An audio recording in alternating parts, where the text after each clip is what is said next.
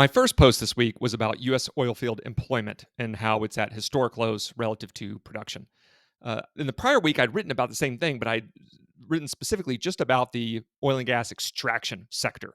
This week, I added the support activities, field machinery manufacturing, and pipeline and other related structure constructions sectors to that extraction sector to show that even in aggregate, U.S. oilfield employment really is at historic lows. It's not like jobs have been pushed out of the extraction sector, say, into the support activity sector.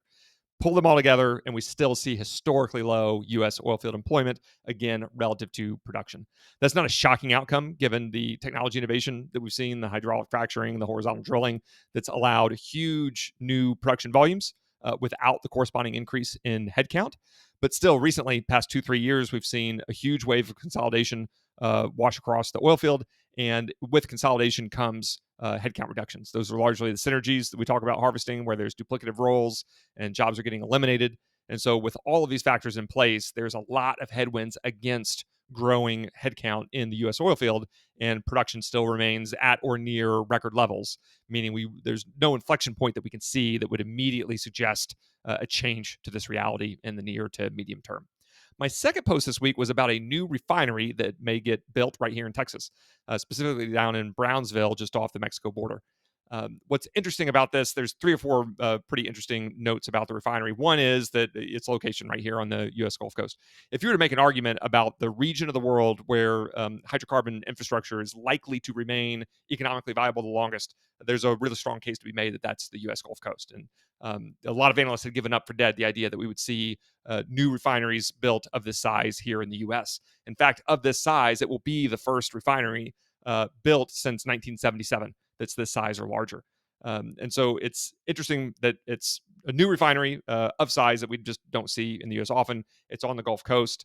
It's going to process, it's going to have an on site power plant that's going to supply all its power needs. And that the fuel for that power plant is going to be natural gas and hydrogen. Natural gas gets real interesting because there's a ton of natural gas coming out of the Permian that's not economically viable or not nearly as economically attractive as the liquids production is from the Permian. So there's a lot of available gas that can be used to fuel the refinery. And then you have the hydrogen angle. And that's a much more speculative bet. But if hydrogen does land to any degree, really, our energy reality can change very quickly. It's a transformational technology, a truly transformational technology where there's a lot of competing technologies that are much more incremental. It's an interesting development here. There's a carbon capture and storage component to the new refinery to try to drive down emissions intensity. It's going to be optimally configured from the get-go to process the light crudes that are produced in the U.S. Uh, all existing refineries are not optimized to produce U.S. crudes because they were built so long ago, way before the shale revolution happened. So there's just countless interesting elements to this new refinery story, and it's definitely something to pay close attention to as we move forward. My third post was about Matador Resources buying Ameredev for nearly $2 billion. This is another example of the consolidation wave that's hitting the U.S. oil and gas space, upstream operators specifically. And what gets really interesting about this deal is it's an all cash deal. Almost all the other deals that we've paid attention to over the past several years have been either all stock or heavily weighted toward stock. The idea is shareholders want to see as much cash distributions back to them as possible, either in the form of dividends or share repurchases.